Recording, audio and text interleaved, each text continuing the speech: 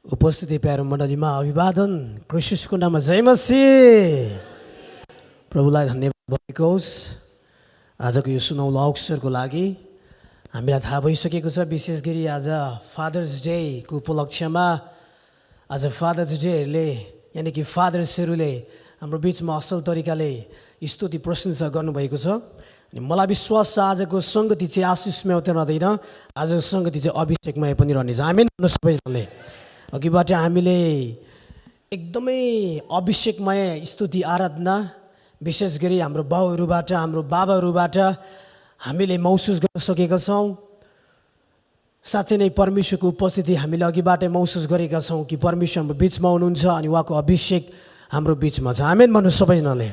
र परमेश्वरलाई धन्यवाद। हामी विशेष गरी वचनको सेवाकाईमा आइसकेका छौँ। हामीलाई थाहै छ वचनले हामीलाई के दिन्छ, जोडसँगले वचनले हामीले के दिन्छ, जीवन दिने परमेश्वरको वचनमा सम्पूर्णलाई स्वागत गर्न चाहन्छौँ। र विशेष गरी आज हामी केही परमेश्वरको वचन सुनेर हामी आशिषमय मात्रै होइन तर हामी अभिषेक भएर पनि यहाँबाट जानेछौँ। सबैले भन्नुहोस् आमेन। आज तपाईँहरूलाई एउटा सानो घटनाद्वारा आजको वचनको सेवाकाईलाई सुरुवात गर्नु मन पर्यो। विगत केही महिना अगाडि हामी नेपालमा थियौँ अनि नेपालको धरानमा बस्दै जाँदा गर्दाखेरि मलाई त्यो नेपालको जुन धरानको एकजना पास्टर्सले उहाँको घरमा निमन्त्रणा गर्नुभएको थियो। आज यो घटनाबाट आज विशेष वचनको सेवाकाईलाई म अघि बढाउन चाहन्छु। धरानमा बस्दै जाँदाखेरि धरानको एकजना पास्टर्सले उहाँको घरमा निम्ताउनु भयो। पास्टरज्यू तपाईँ हाम्रो घरमा आइदिनु पर्यो।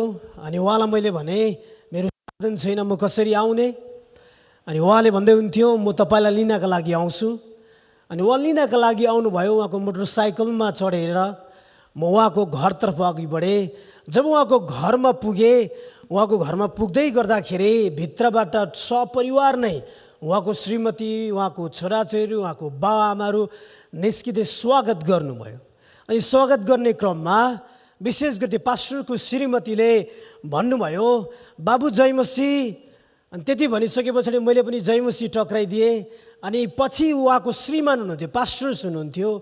अनि त्यो श्रीमतीले उहाँको श्रीमानलाई भन्दै हुनुहुन्थ्यो ड्याडी ड्याडी छोरा मात्रै लिएर आउनुभयो, खोइ चाहिँ पास्टर बाउ भनेर उहाँले प्रश्न गर्नुभयो। एक किसिमको हसमजा भयो त्यहाँनिर। सायद के इसाराले श्रीमतीलाई भन्नुभएको नि श्रीमती एकछिन चाहिँ चुपचाप नै रहनुभयो। अनि भित्रपट्टि हामी गयौँ, एकछिन बसेर गफगाफ गऱ्यौँ। अनि त्यस पछाडि मैले पनि हाँसो गर्दै परिचय दिएँ, तपाईँले अघि खोज्नुभएको बाउ पनि मै हुँ, अहिलेको लागि छोरा पनि मै नै हुँ। यो भन्दै गर्दाखेरि सायदै ती पास्टर यहाँले सोच्नु भएको थियो होला दिमागमा पास्टर बाउको दारी छ होला लामो, होइन, जुङ्गा छ होला, भुँडी छ होला, अग्लो होला, गालामा रिङ्कल चौरी परेको होला। यस्तै किसिमको सायद कल्पना थियो होला पास्टर बाउ चाहिँ यस्तो किसिमको हुनुहुन्छ। त्यही भएर उहाँले छोरा सम्झिनु भयो अनि उहाँले बाउ खोज्दै हुनुहुन्थ्यो। तर मैले भित्र गएर हाँसो गर्दै परिचय दिँदै थिएँ तपाईँले खोज्नुभएको छोरा पनि मै हुँ, खोज्नुभएको बुवा पनि मै हुँ। हाम्रो दिमाग मस्तिष्कमा बाउ पिता भन्ने बित्तिकै कहिलेकाहीँ चाहिँ इमेज यानि कि पिक्चर चाहिँ नक्सा चाहिँ चित्र चाहिँ कहिलेकाहीँ त्यस्तो किसिमको आउँछ। सेतो दारी भएको लामो। कहिलेकाहीँ हामीले परमेश्वरलाई पनि परमेश्वर हाम्रो पिता भन्दै गर्दाखेरि हाम्रो दिमागमा त्यो किसिमको इमेज त्यस्तो किसिमको चित्र आउँछ।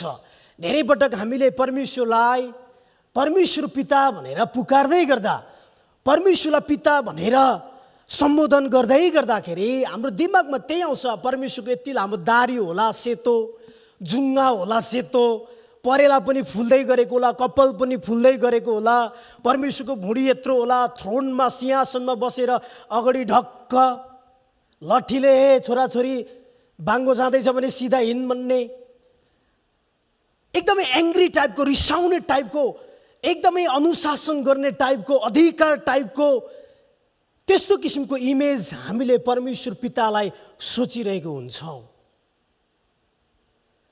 अनि जुन कुरो मैले आफ्नो जीवनमा गत मार्च महिनामा भोग्दै थिएँ, मलाई प्रभु येशू ख्रीष्टको एउटा घटना चित्र पनि मेरो दिमागमा मस्तिष्कमा आयो। यो कुरो बनावटी होइन, यो कुरो साँचो कुरो हो नि। आजको वचनको सन्दर्भमा ल्याएर मैले मिलाउन खोजेको होइन।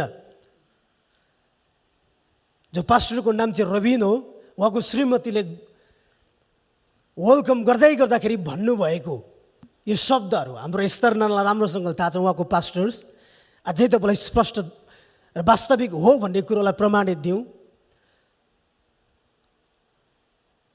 जब योहन्ना सुसमाचारको पुस्तक 14 अध्यायमा आउँदै गर्दाखेरि प्रभु येशू ख्रीष्टले 14 अध्याय सुरु हुनु अगाडि 13 अध्यायमा आफ्नो मृत्युबारे भविष्यवाणी, आफ्नो पक्राउबारे भविष्यवाणी, आफू स्वर्गीयरण हुने भविष्यवाणी आफ्नो 12 चेलाहरूसँग कुरा गर्दै हुनुहुन्थ्यो।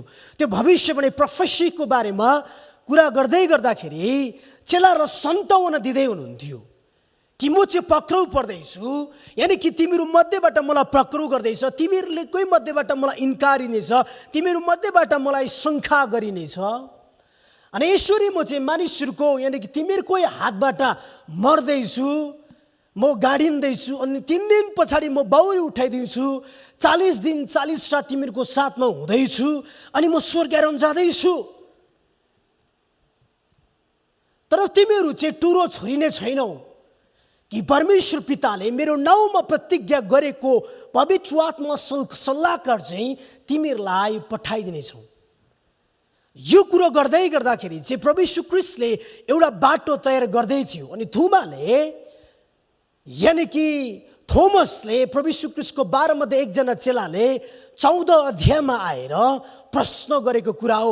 अनि त्यो प्रश्नमा प्रभु येशू ख्रीष्टले चाहिँ जवाब दिएको 6 पद हो, जहाँ हामीलाई बारम्बार त्यो पद हामीलाई कण्ठ भएको छ कि प्रभु येशू ख्रीष्टले भन्नुभयो, बाटो सत्य र जीवन मै हुँ, म बाहेक पिता कहाँ कोही पनि पुग्न सक्दैन।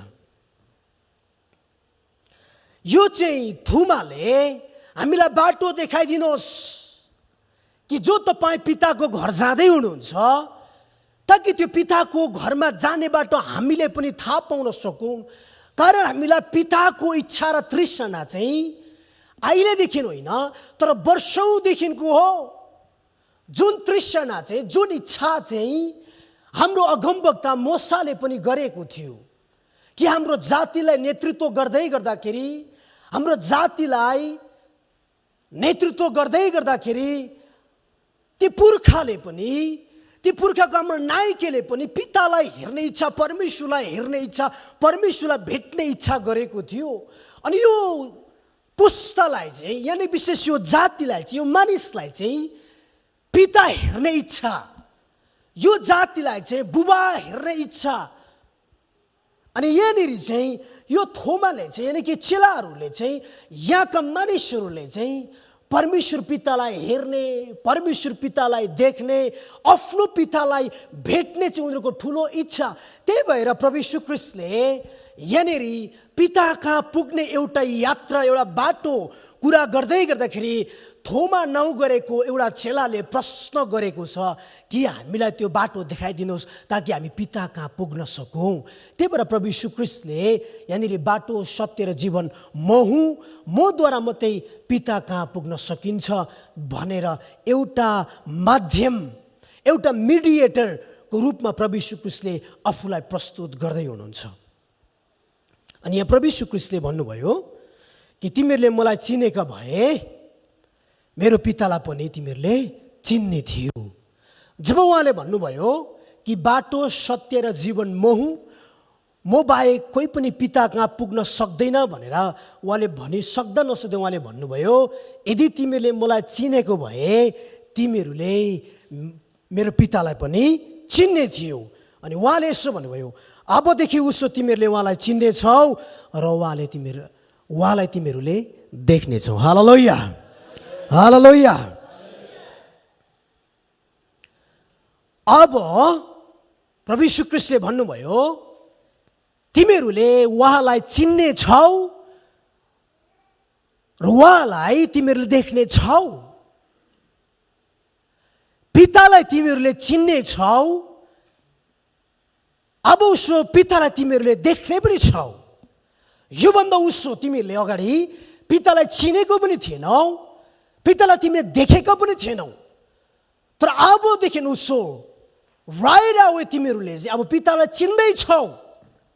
जुन पिताका तिमी जान खोज्दैछौ, जो पितालाई तिमी नजिकबाट जान्न खोज्दैछौ, जुन पिताको ठाउँमा तिमीहरू जाने इच्छा छ, जुन पितालाई तिमी प्राचीन समयदेखि खोज्दैछौ, जुन पिताको चाहना तृष्णा प्राचीन समयदेखि गर्दैछौ, अब त्यो पितालाई तिमीले चिन्दैछौ, त्यो पितालाई तिमीले देख्दैछौ। प्रभु यीशु ख्रीष्टले यो कुरा भनिसके पछाडि फिलिप नगरेको चेलाले भन्छ यहाँनिर, हे प्रभु पितालाई देखाइदिनुहोस्, बस त्यति भए पुग्छ। फिलिपले भन्छ यहाँनिर, अर्को चेलाले भनेर फिलिपले उहाँलाई भने, हे प्रभु हामीलाई पिता देखाइदिनुहोस्, त्यति भए हामीलाई पुग्छ। फिलिपले भन्दैछ हामीलाई पिता देखाइदिनुहोस्, त्यति भए पुग्छ। जब प्रभु यीशु ख्रीष्टले अगाडिबाट के भन्दै हुनुहुन्छ, पिता कहाँ पुग्नको लागि मिडिएटर माध्यम चाहिँ म हुँ। यदि तिमीहरू पिता कहाँ जान चाहन्छौ, पितालाई भेट्न चाहन्छौ, पितासँगै हुन चाहन्छौ, यदि तिमीहरू आफ्नो बाउसँग, यदि तिमीहरू आफ्नो फादरसँग तिमी हुन चाहन्छौ भनेदेखिलाई माध्यम चाहिँ म हुँ। तर यहाँनिर फिलिपले के प्रश्न गर्दैछ भने, हामीलाई पिता देखाइदिनुहोस्, बास त्यति भए पुग्छ। हामीलाई तपाईँ चाहिँदैन, अरू कोही पनि चाहिँदैन, अरू केही पनि चाहिँदैन। यो प्रश्नमा के देखिन्छ, यो भनाइमा के देखिन्छ, यो इच्छामा के देखिन्छ भनेदेखिलाई नि हामीले गहिरेर यसो हेर्ने हो भने, यदि तपाईँले यो वचनलाई निहाल्नु भएको थिएन, यदि तपाईँले यूहन्ना 14 अध्यायको 6 पदलाई मात्रै यीशुले भन्नुभयो बाटो सत्य र जीवन म मात्र हुँ, कि म बाहेक पिता कहाँ कोही पनि जान सक्दैन भन्ने वचनलाई मात्रै हामीले हेर्दै थियौँ। हामीले 7 पदलाई, 8 पदलाई, 9 पदलाई हामीले गहिरेर हेरेको थिएन भने आज हामीले वचनलाई गहिरेर हेरौँ। यहाँनिर चेलाले भन्दैछ, फिलिपले भन्दैछ, हामीलाई पिता देखाइदिनुहोस्, बस त्यति भए पुग्छ। जो चेलाहरू 3.5 वर्ष लगभग आफ्नो शारीरिक बाउहरूलाई त्यागेर, आफ्नो शारीरिक बाउहरूबाट इन्कारिएर प्रभु यीशु ख्रीष्टको पछि लागिरहेको छ, अनि उनीहरूलाई शारीरिक बुबाहरूको वास्ता नभएर, भ्यालु नभएर, मूल्य नभएर, उनीहरूको प्राचीन समयदेखिको एउटा खोजी छ कि परमेश्वर पिता, जो अनन्तको पितालाई हेर्ने चाहना, भेट्ने चाहना, उहाँलाई बुझ्ने चाहना यतिखेर पनि देखिन्छ।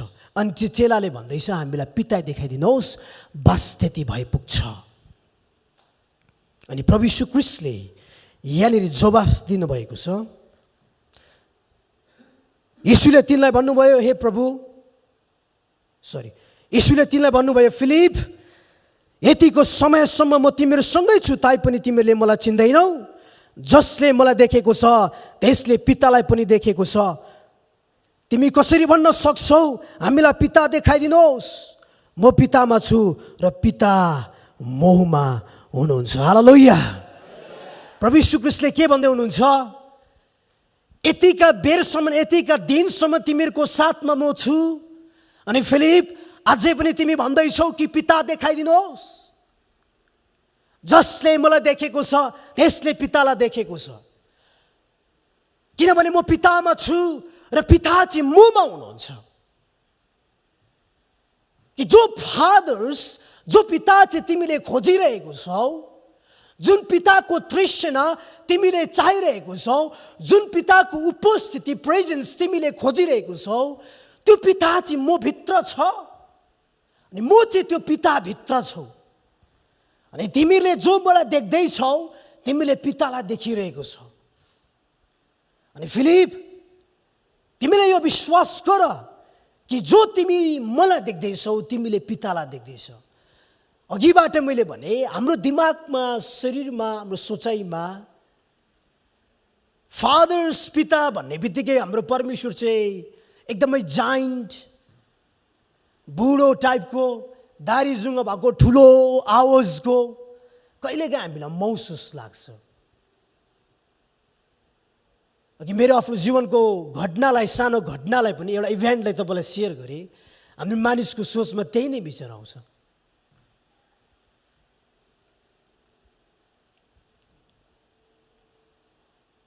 तर हाम्रो परमेश्वर पिता चाहिँ, मैले मूल्याङ्कन गरेँ यो वचन, यसो सोचे, ध्यान दिए, हाम्रो परमेश्वर चाहिँ वास्तवमा साँच्चै नै बुढै हुनुहुन्छ। मलाई उत्पत्तिको पुस्तक 1 अध्यायको 26 पद र 27 पद पनि याद आयो। योहन्ना सुसमाचारको पुस्तक 1 अध्यायको 14 पद पनि 12 पद पनि याद आयो। जब परमेश्वरले सृष्टिको समयमा, उत्पत्तिको समयमा, जब परमेश्वरले मानिसलाई बनाउनु भयो, परमेश्वरले के भन्नुभयो भने, मानिसलाई, आओ हामी मानिसलाई बनाऊ, हाम्रै स्वरूपमा, हाम्रै प्रतिरूपमा हामी मानिसलाई बनाऊ भनेर 26 पद र 27 पदमा आएर परमेश्वरले आफ्नो स्वरूप र प्रतिरूपमा मानिसलाई बनाउनु भयो। अनि जब त्यो उत्पत्ति 1 अध्यायको पिक्चर्सलाई, त्यो चित्रलाई, आदमको चित्रलाई हामी हेर्छौँ, हामीले मुभीमा नि देखेका छौँ कि आदम चाहिँ लक्का जवान छ। आदम चाहिँ लक्का जवान छ, ऊ सानो बच्चा पनि छैन, ऊ बुढो पनि छैन। त्यही भएर परमेश्वरले के भन्नुभयो, आफ्नै स्वरूपमा, आफ्नै प्रतिरूपमा आऊ हामी मानिसलाई बनाऊ। मानिस, म्यान भन्ने शब्द चाहिँ बाइबलमा उल्लेखित गरेको चाहिँ जवान मानिस हो। बाइबलले जब त्यहाँनिर त्यो वचन कोट गर्दै गर्दाखेरि अथवा प्रभुले त्यो कुरो बोल्दै गर्नु हुँदाखेरि हामी मानिसलाई, यानि कि मेनलाई हामी आफ्नै प्रतिरूपमा, स्वरूपमा बनाऊ भन्दै गर्दाखेरि मेनको सट्टामा उहाँले बुवाई लाउनु भएन। मानिसको सट्टामा एउटा केटा भन्ने शब्दलाई उहाँले प्रयोग गर्नु भएन। अनि त्यो वचनले के याद दिलायो भने, हाम्रो परमेश्वरको स्वरूप चाहिँ, हाम्रो परमेश्वर चाहिँ बुढो होइन, बच्चा होइन, तर लक्का जवान हुनुहुन्छ। हालेलुया, हालेलुया। त्यही भएर प्रभु यीशु ख्रीष्टलाई पनि हामी हेरौँ। प्रभु यीशु ख्रीष्ट जन्मँदाखेरि बालक जन्मनु भयो, तर उहाँको सेवाकाईको आरम्भ 30 वर्षबाट सुरुवात भयो। प्रभु यीशु ख्रीष्टले आफ्नो सेवाकाई यो संसारमा 30 वर्षबाट सुरुवात गर्नुभयो। एज एउटा पुजारीको काम गर्ने हो भने यहुदीको घरानामा, यानी कि इजरायलको घरानामा 30 वर्ष पुग्नुपर्छ। प्रभु यीशु ख्रीष्ट 30 वर्ष पुग्नु भएपछि उहाँले आफ्नो सुसमाचारको कामलाई सुरुवात गर्नुभयो।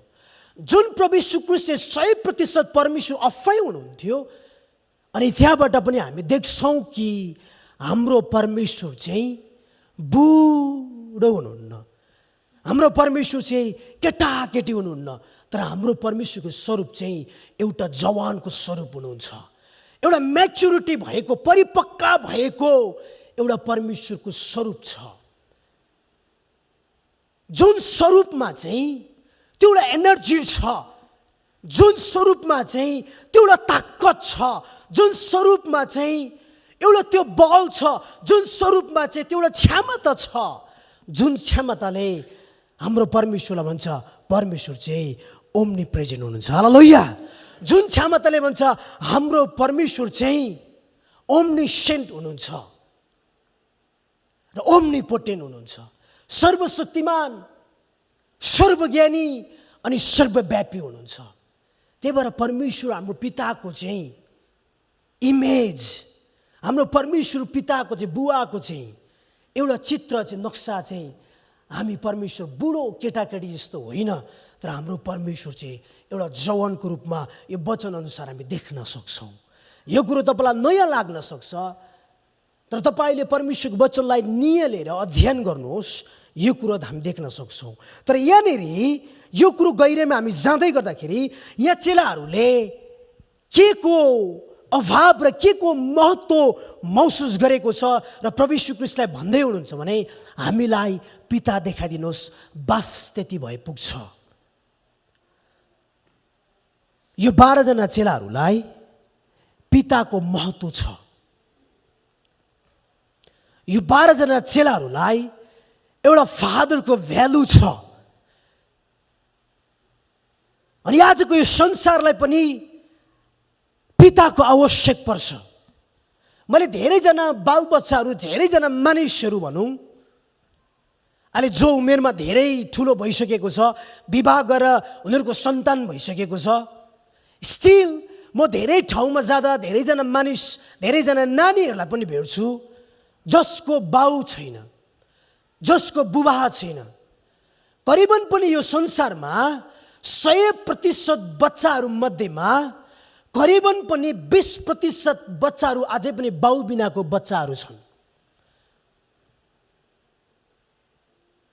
त्यो मध्येमा पनि अझ धेरै बच्चाहरूको प्रतिशत बढेको छ जुन बच्चाहरूको बाउ छ तर उनीहरूको साथमा छैनन्। अमेरिकाको कन्टेक्स्टमै हेर्ने हो भने पनि, अस्पतालमा गएर हेर्ने हो भने पनि, एउटा मुभी मैले हेरेको थिएँ, क्रिस्चियन मुभी अनप्लान भन्ने एउटा मुभी छ। त्यो मुभी चाहिँ एबोर्सन गर्नु हुँदैन भनेर बनाइएको एउटा मुभी हो, अनप्लान भनेर। अनप्लान गरेर बसेको एउटा बच्चालाई गर्भमा, त्यसलाई चाहिँ अनप्लान भनेर एउटा मुभी, क्रिस्चियन मुभी बनाएको छ।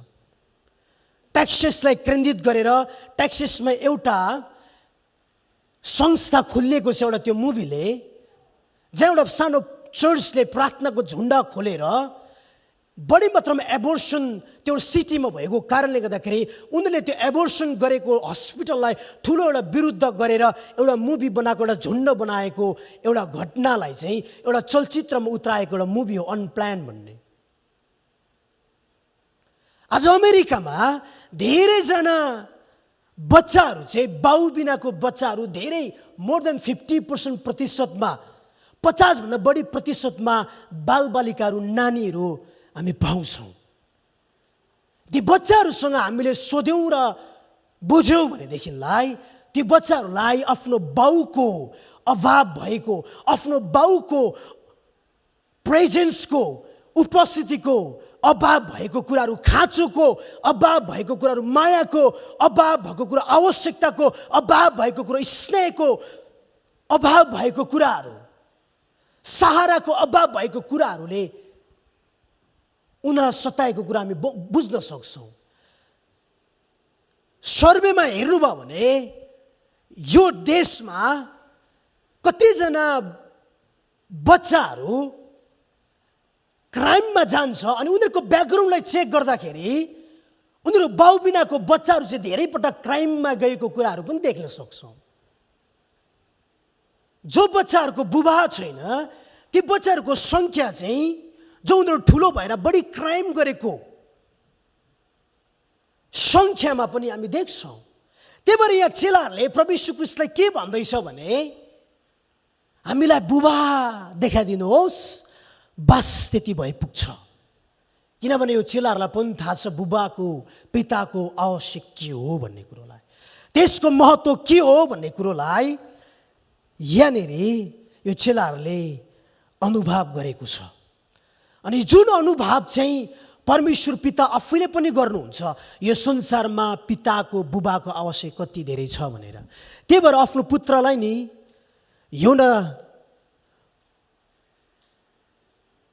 योनामा जब परमेश्वरले यो संसारलाई यस्तो तरिकाले प्रेम गर्ने कुरोलाई दर्शाउँदै हुनुहुन्थ्यो, परमेश्वर पितालाई पनि एउटा बुबाको महत्त्व र भ्यालु थाहा भयो। आफ्नो पुत्रलाई यो संसारमा पठाउँदै गर्दाखेरि उहाँले मरियम एउटा कन्या केटीलाई रोज्नुभयो, जो स्त्रीलाई परमेश्वरले रोज्दै गर्नु हुँदाखेरि आफ्नो पुत्र चाहिँ उहाँको गर्भमा लाउने, आफ्नो गर्भमा दिने परमेश्वर पिताले इच्छा गर्दै गर्दाखेरि हाम्रो परमेश्वर त सर्वभौम हुनुहुन्छ। सर्वव्यापी हुनुहुन्छ, सर्वशक्तिमान हुनुहुन्छ। उहाँले एउटै स्त्रीमा आफ्नो पुत्रलाई पवित्र आत्माद्वारा गर्भ धारण गर्दै गर्नु हुँदाखेरि उहाँ आफै स्वर्गमा रहनु भएर पिता भएर मरियमलाई साथ दिन सक्नुहुन्थ्यो, मरियमलाई सपोर्ट दिन सक्नुहुन्थ्यो, मरियमलाई मद्दत गर्न सक्थ्यो, मरियमलाई खाँचोमा अभावमा टार्न सकिन्थ्यो। तर हाम्रो स्वर्गमा हुने परमेश्वरले पनि यो पृथ्वीमा पिताको बुबाको आवश्यक छ, खाँचो छ भन्ने कुरोलाई थाहा दिनु भएर, यानि कि थाहा गरेर परमेश्वरले योसेफलाई अघिबाटै चुन्नु भएको थियो। परमेश्वर सक्नुहुन्थ्यो आफू पिता भएर आफ्नो पुत्रलाई प्रभु यीशु ख्रीष्टलाई हुर्काउनको निम्ति, अथवा मरियममा एउटा पिताको गुण लाउन सक्नुहुन्थ्यो, पिताको क्षमता दिन सक्नुहुन्थ्यो। तर परमेश्वर पिताले एउटा पुरुषलाई पिताको जिम्मेवार दिने नै उचित ठान्नुभयो, आवश्यक ठान्नुभयो। त्यही भएर योसेफलाई उहाँले रोज्नुभयो। इभन चेलालाई मात्रै होइन, स्वर्गमा हुनुहुने, सिंहासनमा बस्नुहुने, सियोनमा बस्नुहुने, थ्रोनमा बस्नुहुने परमेश्वर पितालाई पनि यो संसारमा पिताको आवश्यक छ भन्ने कुरोलाई बुझ्नु भएर आफ्नो पुत्र यो संसारमा पठाउनु अगाडि नै उहाँले योसेफलाई तयार गरिसक्नु भएको थियो। हालेलुया, हालेलुया। अनि विशेष गरी आजको यो फादर्स डे को उपलक्ष्यमा म केही दुईवटा बुदागत हिसाबले विशेष गरी बुबाहरूलाई उत्साह साथसाथै केही च्यालेन्ज एउटा योसेफको जीवनबाट दिन चाहन्छु। हामीले असंख्य बाइबलमा भएको बुबाहरूको बारेमा, पिताको बारेमा हामीले सुनेका छौँ, तर आज विशेष गरी हामीले जुन विषयमा सुनेका छैनौँ यो विषयमा तपाईँहरूको बिचमा म केही कुरा तपाईँलाई राख्न चाहन्छु। परमेश्वरले योसेफलाई आफ्नो पुत्रको येशू ख्रीष्टको पिता रोज्नुको पहिलो कारण चाहिँ योसेफ चाहिँ एक धार्मिक व्यक्ति हुनुहुन्थ्यो। योसेफ चाहिँ एक धर्मी जन भएको कारणले गर्दाखेरि परमेश्वर पिताले आफ्नो पुत्रको लागि, यो संसारको लागि एउटा पिता बुबा छान्नुभयो जो व्यक्ति चाहिँ पहिलो नम्बर 1 मा चाहिँ ऊ अति नै धेरै धर्मी थिए। जब परमेश्वरले योसेफलाई धर्मी देख्नुभयो, धर्मी देखिसके पछाडि मेरो पुत्रको लागि, यो संसारको लागि बाउ हुने योग्यको छ भन्ने कुरोलाई उहाँले जान्नुभयो। तब हामी यहाँ के पाउँछौँ भने जब मत्ती सुसमाचार 1 अध्यायमा आउँछौँ, जब प्रभु यीशु ख्रीष्टको जन्म हुने क्रममा यो प्रकारले भयो भन्ने कुरोलाई हामी देख्छौँ कि जब स्वर्गदूत मरियम कहाँ देखा परे कि मरियमले स्वर्गदूतले भने कि तिमी चाहिँ पवित्र आत्माद्वारा गर्भवती हुँदैछौ र तिमीले चाहिँ एउटा पुत्र जन्माउँदैछौ। अनि त्यो कुरोले मरियमलाई आश्चर्यचकित बनायो, चकित बनायो, अचम्म तुल्यायो। यो कुरोले विश्वास गर्न गाह्रो भयो। जब उसको स्वर्गदूतसँग वार्तालाप भए तब उसले अन्तिममा भने कि तपाईको दासीलाई तपाईको इच्छा अनुसार होस्। जब यो कुरा भनिसके पछाडि स्वर्गदूत बिदा भए तब योसेफले यो कुरा सुनिसके पछाडि मग्नी भइसकेको एउटा स्त्री मरियम प्रेग्नेन्ट छ कि गर्भवती छ भन्ने कुरो इन्गेजमेन्ट भइसकेको मग्नी भएको स्त्रीको बारेमा ती केटाले, त्यो व्यक्तिले सुन्दै गर्दाखेरि उसले पब्लिकली यानी कि सामुदायिक हिसाबमा उसको बेइज्जती उसलाई दिने दण्ड भन्दा उसले प्रेममा रहेर, कारण ऊ धर्मी व्यक्ति भएको कारणले गर्दाखेरि गुप्तमै मरियमलाई त्याग्ने इच्छा गरे। हामी के देख्छौँ भनेदेखि यहाँनिर एउटा यस्तो किसिमको चित्र देख्छौँ कि परमेश्वरले योसेफलाई चाहिँ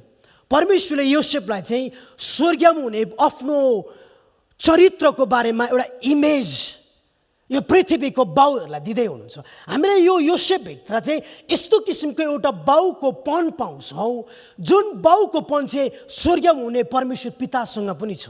अनि परमेश्वरले योसेफको कुरा गर्दै गर्दाखेरि हामीलाई पनि परमेश्वरले एउटा उदाहरण दिँदै हुनुहुन्छ कि योसेफले चाहिँ जिजसलाई चाहिँ येशूलाई चाहिँ एडप्ट गरेको हो, उसको आफ्नै छोरा होइन, एडप्ट गर्दैछ।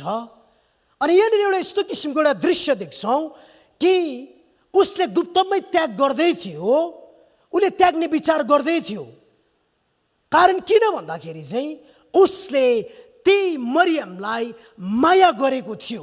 त्यो प्रेमले गर्दाखेरि गुप्तमै त्याग गर्ने कतिपय दृश्य के देख्छौँ भने त्याग चाहिँ प्रेम होइन। योसेफले यदि माया गरेको हो भनेदेखिलाई मरियमलाई स्वीकार्नु पर्थ्यो भन्ने बुझाइ हाम्रो लाग्छ। तर वास्तवमा योसेफले गुप्तमा त्याग्नु भनेको चाहिँ प्रेम गर्नु हो। कारण किन भन्दाखेरि यदि कुनै पनि स्त्रीको मग्नी भइसकेको छ, विवाह हुने योजनामा छ, यदि कसैको गर्भ बोक्दैछ भने व्यवस्था विवरण अनुसार ढुङ्गाले हानेर मारिनु पर्थ्यो। अनि मरियम चाहिँ त्यो दण्डको योग्य थियो। यदि योसेफले धर्मगुरुहरूलाई, त्याग भएको समुदायहरूलाई यदि भन्नु थियो कि मरियमले अर्काकै गर्भ बोक्यो, मसँग विवाह हुन लागेको थियो, मात्र भनेको थियो भने पब्लिकली हिसाबले मरियम चाहिँ मृत्युको दण्ड हुनु पर्थ्यो। ऊ ढुङ्गाले हानेर उसलाई व्यभिचारको रूपमा गनिन्थ्यो। तर यहाँनिर उसले गुप्तमै त्याग गर्ने इच्छा कारण किन गर्यो भन्दाखेरि उसलाई म मर्न दिदिनँ, उसलाई म बाँच्न दिन्छु भनेर उसले सुटुक्कै त्याग गर्ने इच्छा गर्दै थियो। तब उसले यो विचार गर्दै गर्दाखेरि ऊ मस्त निन्द्रामा हुँदै गर्दाखेरि स्वर्गदूत देखा पर्छ। अनि स्वर्गदूत देखा पर्दाखेरि स्वर्गदूतले यी सबै कुरो भनिदिन्छ। भनिसके पछाडि ऊ निन्द्राबाट बिम्तिने बित्तिकै उसले मरियमलाई स्वीकार गरेको हामी पाउँछौँ। हालेलुया, हालेलुया। यो स्टोरी हेर्दा कति सर्ट देखिन्छ, सरल देखिन्छ होइन? कस्तो पत्याइहालेको होला योसेफले कि स्वर्गदूतले उसलाई सपनामा भनिदियो, परमेश्वरको दूतले भन्यो कि स्वीकार कि मरियमको गर्भमा हुने पुत्र चाहिँ यस्तो पुत्र हो, संसारको उद्धारक हो। यो भन्ने बित्तिकै कसले स्वीकार्छ? कुन पिताले स्वीकार्छ? अहिलेको समाजमा कसैको गर्भ कुनै स्त्रीले बोकेको छ र निर्दोष कुनै पनि पुरुषले पिता हुनको निम्ति कसैले स्वीकार्छ? असम्भव छ। जोसेफले यानी कि योसेफले यो कुरो अचानक किन स्वीकार्यो? स्वर्गदूतले भनेको 2-4वटा शब्दको एउटा अनुसारमा किन स्वीकार्यो भन्दाखेरि हामीलाई पहिलो कुराले भनेको छ योसेफ चाहिँ एउटा धर्मी जन थियो, राइचियसनेस पर्सन थियो। यसले के बुझाउँछ भने योसेफले चाहिँ परमेश्वरको वचनलाई, परमेश्वरको भविष्यवाणीलाई बुझेको थियो। हालेलुया, हालेलुया। धेरै पटक हाम्रो हृदय चाहिँ एउटा पिताको हुनको लागि चाहिँ, हाम्रो हृदय चाहिँ पिताको हुनु लागि चाहिँ हामीले परमेश्वरको वचनलाई बुझ्नु पर्यो, परमेश्वरको कुरालाई, भाषालाई बुझ्नु पर्यो। योसेफले येशू ख्रीष्टलाई स्वीकार्न अगाडि नै ऊ धर्मी भएको कारणले गर्दाखेरि, उसले व्यवस्थाको कुरा बुझेको कारणले गर्दाखेरि, परमेश्वरको भविष्यवाणीको कुरालाई बुझेको कारणले गर्दाखेरि, उसको मन चाहिँ व्यवस्थामा दिनरात भएको कारणले गर्दाखेरि योसेफले येशू ख्रीष्टलाई एउटा पुत्रको रूपमा, छोराको रूपमा स्वीकार गरेको हो। हामीले कसरी बुझ्नुपर्छ? योसेफले परमेश्वर पिताको कसरी नाटक यानी कि एउटा चित्र संसारमा कोर्दैछ भने हामी पनि परमेश्वरको लागि एडप्ट गरेको सन्तानहरू हौँ। परमेश्वरको निजी छोराछोरी त इजरायली जाति हुन्, यहुदी जाति मात्रै परमेश्वरको छोराछोरीहरू हुन्। आफ्नो निजी प्रजा भनेको चाहिँ परमेश्वरको वचन अनुसार यहुदी जाति मात्रै, इजरायली घरानाहरू मात्रै हुन्। हामी अन्य जाति चाहिँ एडप्ट गरिएका हौँ। अनि परमेश्वरले हामीलाई कसरी एडप्ट गरिएको हौँ र त्यो परमेश्वर पिताको कस्तो किसिमको मन रहेछ एडप्ट गर्नको निम्ति भन्ने एउटा चित्र चाहिँ योसेफलाई देखाइदिएको। अनि यो संसारमा बाउको आवश्यकता र बाउ कस्तो हुनुपर्छ भन्ने कुरोलाई योसेफ येशू ख्रीष्टको एउटा पिता भएर नमुनाको लागि यो संसारमा छोडिदिएको। अनि त्यो हृदय हुनको लागि चाहिँ पहिलो बाउहरू कस्तो हुनुपर्छ, के हुनुपर्छ भन्दाखेरि त्यो बाउले चाहिँ परमेश्वरको वचनलाई बुझेको हुनु पर्यो, परमेश्वरको व्यवस्थालाई बुझेको हुनु पर्यो, परमेश्वरको हृदयलाई बुझेको हुनु पर्यो। जब परमेश्वरको कुरालाई बुझ्छ, परमेश्वरको वचनलाई बुझ्छ, बुझेको व्यक्तिको हृदयमा पिताको शब्दहरू जन्मन थाल्छ। हालेलुया। दोस्रो कुरो चाहिँ के देखिन्छ भने, दोस्रो कुरो चाहिँ ऊ रेस्पोन्सिबल देखिन्छ, भनेको चाहिँ एउटा जिम्मेवारी व्यक्तिको रूपमा देखिन्छ। उसको आफ्नो येशू क्रिस्ट छोरा नभए तापनि, येशू क्रिस्ट छोरा नभए तापनि तपाईँले मत्ती सुसमाचार 1 अध्यायको 20 पददेखि तपाईँले 25 पदसम्म यो कुरालाई पाउनुहुन्छ। येशू क्रिस्ट आफ्नो छोरा नभए तापनि योसेफले कसरी हुर्काउनु पर्छ, कसरी संरक्षण दिनुपर्छ, कसरी बढाउनु पर्छ, मैले कसरी उसलाई फिट गर्नुपर्छ, कसरी मैले सुरक्षा दिनुपर्छ भन्ने कुरोलाई भरपुर भरपुर भरपुर आफ्नो जिम्मेवारीलाई उसले निभाएको कुरालाई हामी देख्छौँ। जब प्रभु यीशु ख्रीष्ट बालकै हुनुहुन्थ्यो, बालकै हुँदाखेरि देशका राजा हेरोदले प्रभु यीशु ख्रीष्टलाई मार्ने एउटा ठुलो षड्यन्त्र रच्दै थियो। अनि त्यो समयमा योसेफ कहाँ स्वर्गदूत देखा पर्नुहुन्छ अनि स्वर्गदूतले भन्छ कि यो देशका राजा हेरोदले येशू ख्रीष्ट तिम्रो पुत्रलाई, छोरालाई मार्ने योजना गर्दैछ कि तिमीले देशबाट भगाएर मिश्र देशमा लैजाऊ। उसले आफ्नो व्यवसायलाई छोडेर, योसेफ कार्पेन्टर थियो, ऊ एकदमै जिम्मेवारी व्यक्ति, उसलाई बिजनेसम्यान भन्दाखेरि भर पर्दैन, एउटा व्यापारी भन्दा भर पर्दैन, जसले काठको कामहरू गरेर मजा मजाको चिजहरू बनाएर व्यापार गर्ने गर्थ्यो। ऊ धनाढ्य मान्छे, इमान्दार मान्छे, इज्जत भएको व्यक्ति, आफ्नो आफ्नो पेसा भएको व्यक्ति योसेफ।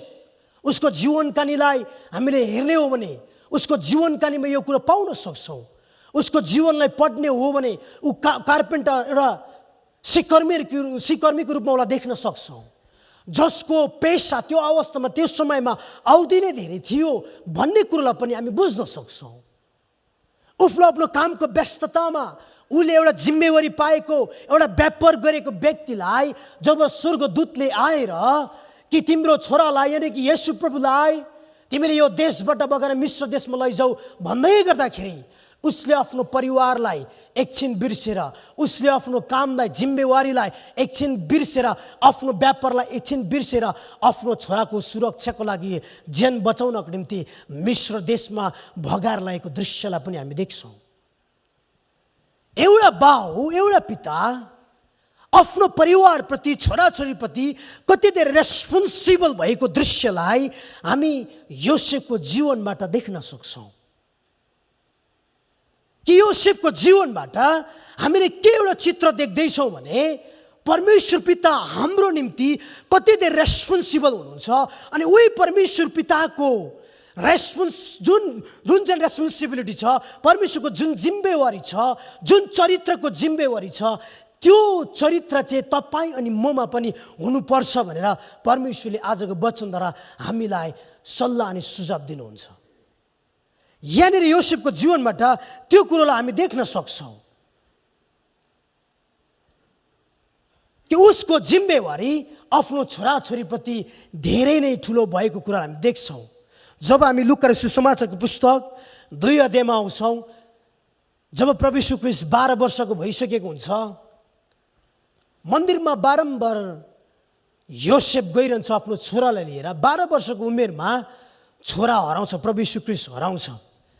3 दिन 3 रात हराइसकेको समयमा 3 दिन 3 रात चाहिँ योसेफले इजरायल भरि नै आफ्नो छोरालाई खोजेको दृश्य हामी पाउँछौँ। अनि 3 दिन 3 रात पछाडि आफ्नो छोरालाई भेटेको कुराहरूलाई हामी यहाँनिर लुका सुसमाचार 2 अध्यायमा पाउँछौँ। एउटा बाउको जिम्मेवारीलाई हामी यो दृश्यमा हेर्ने हो भने कति धेरै जिम्मेवारी रूपमा आफ्नो जिम्मेवारी निभाएको दृश्यलाई हामी देख्छौँ। हाम्रो परमेश्वर पिताको आफ्नो चित्र चाहिँ, आफ्नो इमेज, आफ्नो रिफ्लेक्सन चाहिँ योसेफप्रति दिँदै हुनुहुन्थ्यो। अनि जुन रिफ्लेक्सन चाहिँ आज हामीमा पनि हुनुपर्छ भन्ने कुरोलाई परमेश्वरले आजको वचनद्वारा हामीलाई सिकाउनुहुन्छ। हालेलुया। धेरै कुरो होइन, तर यदि हामीले आजको वचनद्वारा यो दुईवटा कुरालाई बुझ्न सक्यौँ भनेदेखिलाई हामीले परमेश्वरमा यानि कि परमेश्वरले खोजेको पिता झैँ हामी बन्न सक्छौँ। जुन पिता आजको वर्तमान समयमा एउटा परिवारले खोजिरहेको छ, एउटा छोराछोरीले खोजिरहेको छ, त्यो पिता हामी बन्न सक्छौँ। त्यो एउटा बुबा हामी बन्न सक्छौँ। बुवा चाहिँ सन्तान भएर मात्रै, बच्चा भएर मात्रै बुबा कहिले पनि हुँदैनौँ। यदि हामी हृदयबाट बुबा बन्न सक्दैनौँ भनेदेखिलाई, किनभने परमेश्वर आफैले पनि मानिस जन्माउनु भएको होइन, मानिस बनाउनु भएको। परमेश्वरले मानिसलाई बोर्न गरेको होइन, तर क्रिएट गरेको। तर हाम्रो परमेश्वर पिता बन्नुभयो। यदि हामी साँच्चै नै पिता बन्छौँ भने हाम्रो हृदयबाट बन्नुपर्छ। हाम्रो परमेश्वर चाहिँ शरीरबाट जन्माएर पिता बन्नुभएको होइन, तर उहाँ हृदयले, उहाँको व्यवहारले पिता बन्नुभएको।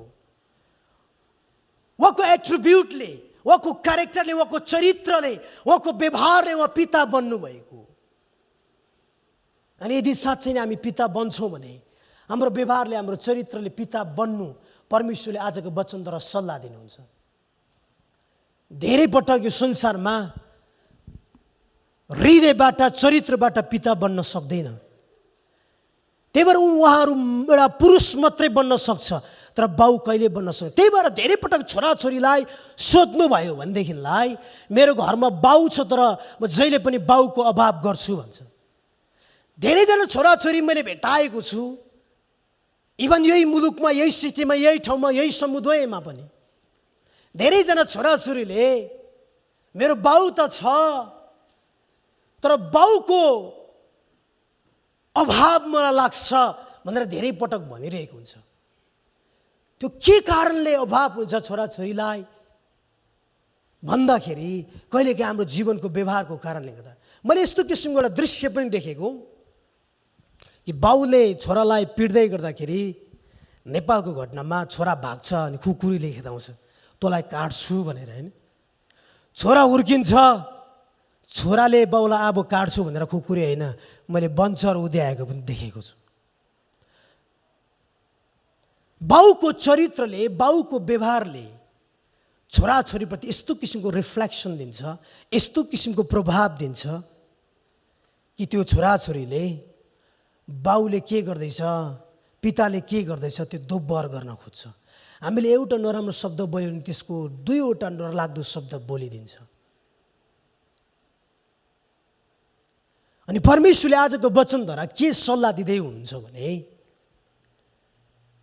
हामी बुबा चाहिँ लामो दारीले होइन, जुङ्गाले होइन, ठुलो भुँडीले होइन, सन्तानले होइन, तर हाम्रो व्यवहार र हृदयबाट बन्नुपर्छ। हालेलुया। हाम्रो परमेश्वर पिताले आफ्नो बुबाको टाइटल, उपाधि यसै कारणले गर्दाखेरि पाउनु भएको उहाँको चरित्रले, उहाँको प्रेमले, उहाँको हृदयले हो। परमेश्वरले यदि यो संसारमा त्यो किसिमको बुबा भेटाउनु भएको भएदेखिलाई, जसरी पिता परमेश्वरले आफू पिता भनेर पुत्र, एउटा पुत्रलाई संसारमा पठाएर सारा संसार बचाउनु भयो नि, यदि परमेश्वर पिता जस्तै हृदय बनाएर हजारौँ पिता जन्म्यो भने यहाँ हजारौँ संसारहरू बाँच्नेछ। आमेन भन्नुहोस्। यो संसार बाँचेको चाहिँ परमेश्वरले आफ्नो पिताको हृदय बनाएर हो, किनभने पुत्रलाई पठाउन सक्ने क्षमता हृदय उहाँमा आयो। किनभने पिताले त्यति धेरै प्रेम गर्न सक्नुभयो कि आफ्नो पुत्रलाई संसारमा पठाउनु भएर। यदि हामीले त्यो हृदय बनाउने हो भनेदेखिलाई धेरैजना मानिसहरू बाँच्नेछ, धेरैजना परिवारहरू बाँच्नेछ, धेरैजना छोराछोरीहरू बाँच्नेछ। जुन छोराछोरीहरू लडबरेको छन्, जुन छोराछोरीहरू बाटो बिराएको छन्, जुन छोराछोरीहरू मरिरहेको छ, त्यो छोराछोरी, त्यो परिवारहरू बाँच्नेछ। हामीले परमेश्वरको पिताको जो हृदय छ, जुन चरित्र छ, हामीले त्यो हृदय बनाऊ। अनि हाम्रो परमेश्वर चाहिँ त्यस्तो पिता हुनुहुन्छ जुन पिता चाहिँ यो संसारमा, स्वर्गमा उहाँ चाहिँ अरू कोही पनि हुन्न। हालेलुया, हालेलुया।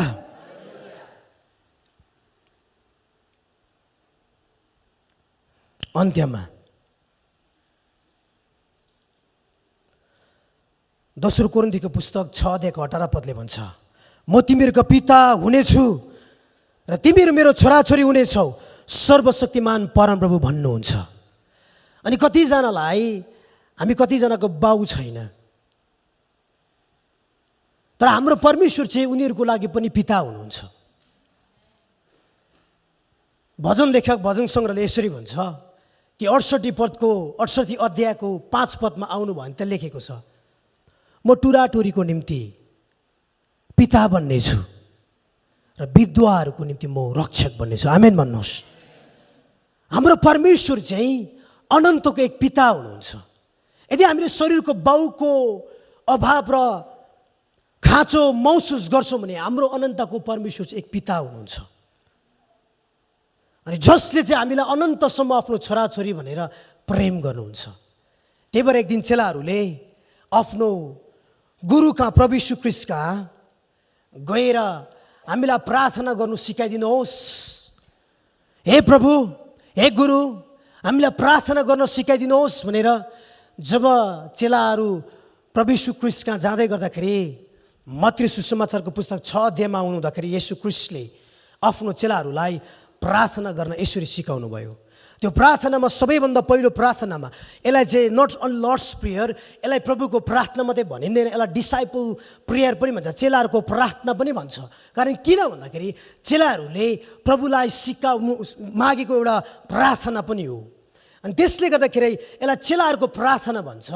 अनि प्रभु यीशु ख्रीष्ट कहाँ गएर हामीलाई परमेश्वरसँग प्रार्थना गर्न सिकाइदिनुहोस् भनेर पहिलो पटक प्रभु यीशु ख्रीष्टले आफ्नो चेलाहरूलाई प्रार्थना गर्न मत्ती सुसमाचारको पुस्तक 6 अध्यायमा सिकाउँदै गर्नुहुँदाखेरि उहाँले 9 पदमा आएर तिमीहरू चाहिँ यस किसिमले प्रार्थना गर्नु भनेर पहिलो शब्द यसरी प्रयोग गर्नुभयो, हे हाम्रा पिता। हालेलुया, हालेलुया। यहाँनिर प्रभु यीशु ख्रीष्टले के सम्बोधन गरेको हामी पाउँछौँ भने हे हाम्रो पिता भनेर प्रार्थनामा पहिलो पटक सम्बोधन गरेको कुरा हामी सुन्छौँ। प्रभु यीशु ख्रीष्टको सेवाकाईलाई हेर्नुहोस् तपाईँ, मैले समय अपुको कारणले गर्दा सबै कुरो बताउँदिनँ। प्रभु यीशु ख्रीष्टले आफ्नो सेवाकाईमा जति नै खेर जहीँ पनि आफ्नो पितालाई देखाएको कुरा हामी पाउँछौँ। उहाँले क्रुसको डेमोन्स्ट्रेसन देखाउनु भयो, त्यो पितालाई देखाउनु भएको। अघि हामीले योहन्ना सुसमाचार 14 अध्यायलाई हामीले हेऱ्यौँ भने किन उहाँले तिमीहरूले मलाई देख्यौ र पितालाई देख्यौ भन्यो। म र पिता एक हुँ भनेर भन्नुको कारण चाहिँ के हो भने शरीरमा पुत्र भए तापनि त्यो शरीरबाट सबै निस्केको चाहिँ पिता थियो। पिताको प्रेम, पिताको चरित्र, पिताको हृदय, पिताको मन, सबै कुरा त्यो पुत्रको शरीरबाट निक्लेको कारणले गर्दाखेरि पिता र म चाहिँ एक हुँ भनेर येशू ख्रीष्टले भन्दै हुनुहुन्थ्यो। अनि जहीँ पनि तपाईँले हेर्नुहोस्, ख्रीष्ट यीशु अन्तिम क्रुसमा टाँगिँदै गर्नुहुँदाखेरि उहाँले एउटै कुरो सम्बोधन गरेर भनेको छ, हे पिता मलाई नत्याग्नुहोस्, हे पिता मलाई नत्याग्नुहोस्। प्रभु यीशु ख्रीष्टले हरेक चोटि तपाईँ र मलाई भन्नुहुन्छ।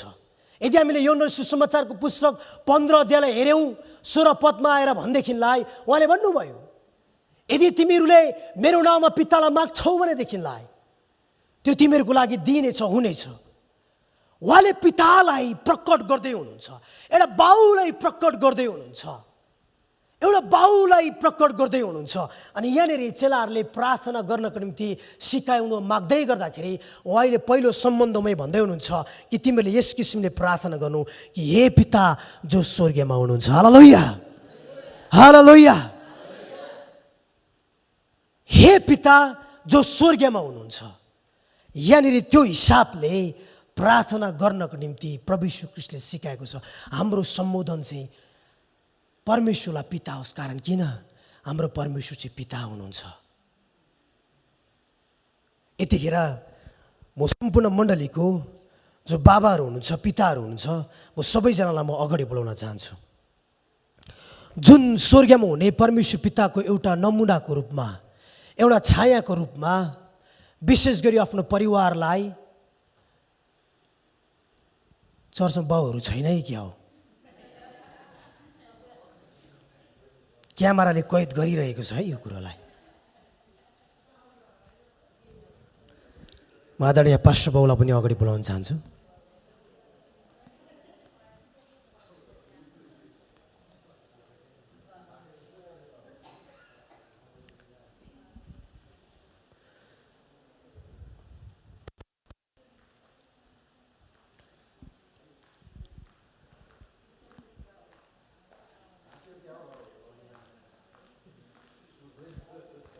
परमेश्वरले एउटा परिवारको लागि एउटा पुरुष एउटा छोरा मान्छे त्यतिकै पिता भन्नुहुन्न, बुवा। परमेश्वरले त्यतिकै भन्नुभएको होइन। परमेश्वर पिता बन्नुभएको कारणले गर्दाखेरि त्यसको एउटा नमुनाको लागि, त्यसको एउटा खाँचो पुरा गर्नको निम्ति परमेश्वरले उहाँहरू जस्तो पुरुषहरूलाई एउटा पिता बनाउनु भएको। अनि जुन पितालाई चाहिँ एउटा परिवारको जिम्मा दिएर,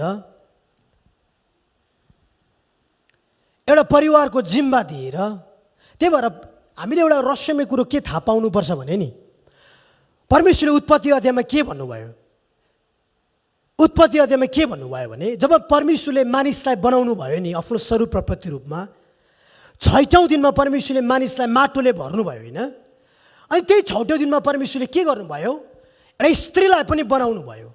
अनि स्त्रीलाई बनाइसके पछाडि के भन्नुभयो भने नि, मानिसले चाहिँ अन्तिममा आफ्नो बाउआमालाई त्याग्छ अरे। मानिसले चाहिँ बाउआमालाई त्याग्छ भनेको छ है अन्तिममा, तर स्त्रीसँग चाहिँ मिलिरहन्छ भनेको छ। त्यहाँनिर स्त्रीले त्याग्छ भनेको छैन। मानिस चाहिँ आदम हो, हव्वा चाहिँ स्त्री हुन्। यो बुझ्न तपाईँलाई गाह्रो हुन्छ, तपाईँले अध्ययन गर्नुहोस्, ध्यान दिनुहोस्। मानिस आदमले चाहिँ बाउआमालाई त्याग्छ, त्यहाँ चाहिँ मानिस भनेको आदमलाई केन्द्रित गरेको, स्त्रीलाई होइन। मानिसले, एउटा पुरुषले बाउआमालाई त्याग्छ र आफ्नो श्रीमतीसँग मिलिरहन्छ। भन्नु खोजेको कुरो के हो भने नि, छोराछोरी छैन, श्रीमती र बाउ बुढा मात्रै छ, म बाउ होइन कि। त्यो स्वास्नीको लागि ऊ पिता हो। त्यो स्वास्नीको लागि ऊ पिता हो। किनभने त्यो वचनले के भने, मानिसले चाहिँ बाउआमालाई त्याग्छ, स्त्रीले भनेको छैन। अनि त्यो घटनामा त्यो वचनको रहस्य के हो भने, स्त्रीले चाहिँ आफ्नो श्रीमानलाई बाउआमा झैँ बाउ सोचिरहेको हुन्छ, पिता सोचिरहेको हुन्छ। त्यही भएर सारालाई पनि के भन्छ अब्रामलाई, तपाईँ चाहिँ मेरो स्वामी हो, तपाईँ चाहिँ मेरो स्वामी हो। त्यसले गर्दाखेरि जो स्त्रीहरूको छोराछोरी छैन, ती पुरुषहरू तपाईँको लागि, ती हस्बेन्ड पति चाहिँ तपाईँको लागि एउटा पिता हो। यो परमेश्वरको वचनको रहस्यमय कुरा हो।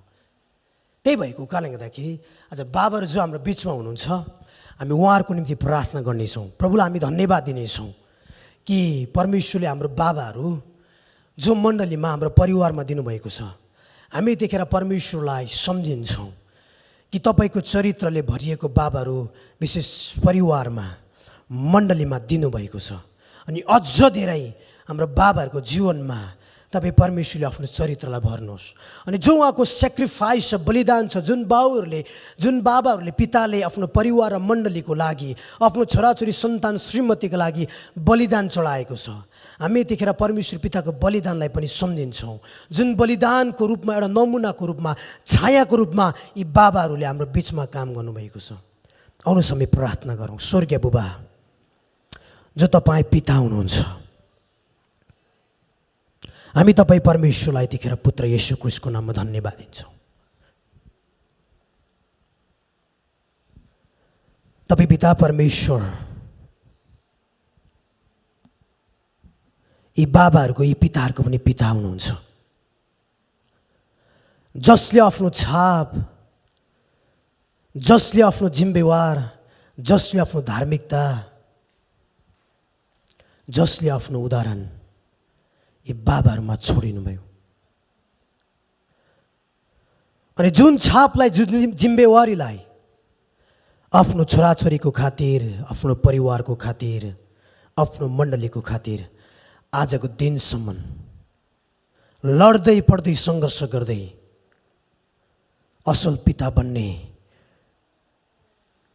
जोडमा, प्रयासमा अघि बढिराख्नु भएको छ। बुबा, यी बाबाहरूप्रति तपाईँ पिताको हात फेरि पनि बोल्छौँ। प्रभु, हामी पर्फेक्ट त छैनौँ, हामी सिद्ध त छैनौँ, तर हामी सिद्ध बन्ने हाम्रो प्रयास छ बुबा। जसरी तपाईँले आफ्नो त्यो पिताको मन बनाउनु भयो र पुत्रले यो संसारमा पठाउनु भयो र आफ्नो एट्रिब्युट, आफ्नो क्यारेक्टर, आफ्नो चरित्र, आफ्नो हृदय त्यो पुत्रद्वारा यो संसारलाई देखाउनु भयो, आफ्नो छोराछोरीप्रति देखाउनु भयो। अझ त्यही चरित्र, त्यो हृदय हामी सबै बाबामा दिनुहोस्। जुन चरित्र तपाईँ परमेश्वरले आफ्नो पुत्रतिर लाउँदै गर्दाखेरि, देखाउँदै गर्दाखेरि संसारलाई खिच्नुभयो, संसारलाई जित्नुभयो। आज हामी बाबाहरूमा तपाईँको चरित्रले भर्दै गर्दा, त्यो हृदय आउँदै गर्दाखेरि हाम्रो छोराछोरी, हाम्रो सन्तान, हाम्रो परिवार हामीसँग खिचुन्, स्वर्गतिर खिचुन्, तपाईँतिर खिचुन्। हाम्रो पुस्ताहरू, हाम्रो जेनेरेसनहरू प्रभु हामीतिर खिचुन्। हामी तपाईँको नमुना लिएर हामी अघि बढिरहेको छौँ। प्रभु, आजको दिनमा हामीलाई थाहा थिएन भने बुबा, तपाईँ परमेश्वरले आजको वचनद्वारा हामीलाई देखाउनु भयो, बताइदिनु भयो। प्रभु, हामी तपाईँको नमुनामा रहेछौँ, तपाईँको उदाहरणमा रहेछौँ परिवारको लागि। प्रभु, तपाईँ परमेश्वरले विशेष गरी हाम्रो बाबाहरूमा त्यो हृदय, त्यो विचार, त्यो मनहरू दिनुहोस् प्रभु। र पिता, तपाईँप्रति यो धन्यवादी छौँ जो हाम्रो बाबाहरूले आफ्नो परिवार र मण्डलीका लागि योगदान, बलिदान, परिश्रम, आफ्नो पसिना, आफ्नो रगत, आफ्नो मेहनत, आफ्नो समय, आफ्नो सम्पत्ति, आफ्नो धन, आफ्नो बोझ, आफ्नो दर्शन, आफ्नो योजना, यी सबै कुराहरू राखेर अघि बढिरहेको छन्। प्रभु, उहाँहरूको जीवनमा आशीर्वाद गरिदिनुहोस्, अभिषेक गरिदिनुहोस्। प्रभु, हामी छोराछोरी भएर यी बाबाहरूप्रति तपाईँको दृश्य देख्दै हामी धन्यवादी छौँ पिता। यी बाबाहरूले गरेको परिश्रमप्रति, योगदानप्रति हामी आज केही दिन नसके तापनि तपाईँ परमेश्वरलाई धन्यवाद दिइरहेको छौँ।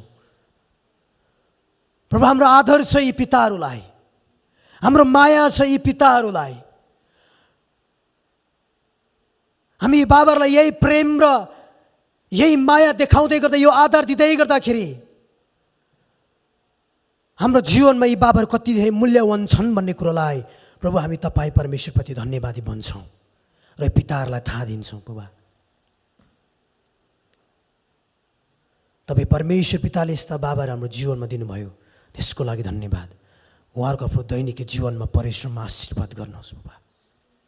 हामी छोराछोरीहरू, हामी श्रीमतीहरू, हामी परिवार यी बाबाहरूप्रति धन्यवादी छौँ। उहाँहरूको जीवनमा आशीर्वाद गरिदिनुहोस् बुबा। उहाँले नदेखाएको दुःखहरूप्रति परमेश्वरले आशीर्वाद गरिदिनुहोस्। उहाँले नदेखाउनु भएको त्यो आँसुहरूप्रति आशीर्वाद गर्नुहोस्। उहाँले नदेखाउनु भएको त्यो परिश्रममाथि आशीर्वाद गरिदिनुहोस्। हाम्रो परिवारप्रति, छोराछोरीको निम्ति गरेको त्यो प्रोटेक्सनप्रति, सुरक्षाको निम्ति लडेको निम्ति आशीर्वाद गरिदिनुहोस्। यो मण्डलीको निम्ति बुबा बन्नको निम्ति त्यो हृदय दिनुभएको लागि, लड्नको निम्ति सहायता गर्नुभएको लागि आशीर्वाद दिनुहोस् बुबा। प्रभु, हामी धन्यवादी छौँ यी पिताहरूप्रति, धन्यवादी छौँ। प्रभु, उहाँहरूको जीवनमा तपाईँको हात, तपाईँको साथ रहेको होस् पिता। धन्यवाद, धन्यवाद, महिमा तपाईँलाई पिता, आदर तपाईँलाई पिता। आशीर्वाद गर्नुहोस् यी पिताहरूमा। धन्यवाद, सबै कुरोबाट तपाईँलाई नै महिमा, सबैलाई नै आदर तपाईँ परमेश्वरलाई। धन्यवाद, येशू प्रभुको नाममा, आमेन। आउनुहोस् ताली बजाएर विशेष गरी हाम्रो पिताहरूलाई, हाम्रो बाबाहरूलाई धेरै धेरै धन्यवाद दिउँ। प्रभुले हाम्रो बाबाहरूलाई धेरै धेरै आशीर्वाद गरेका हुन्। छोटो समय हाम्रो आदरणीय डिकेन बाबुले माग्नु भएको छ र उहाँ पछाडि विशेष गरी पास्टर बाबुलाई समय दिन चाहन्छु। सबैलाई जय मसीह। हुन्छ, सबैलाई जय मसीह।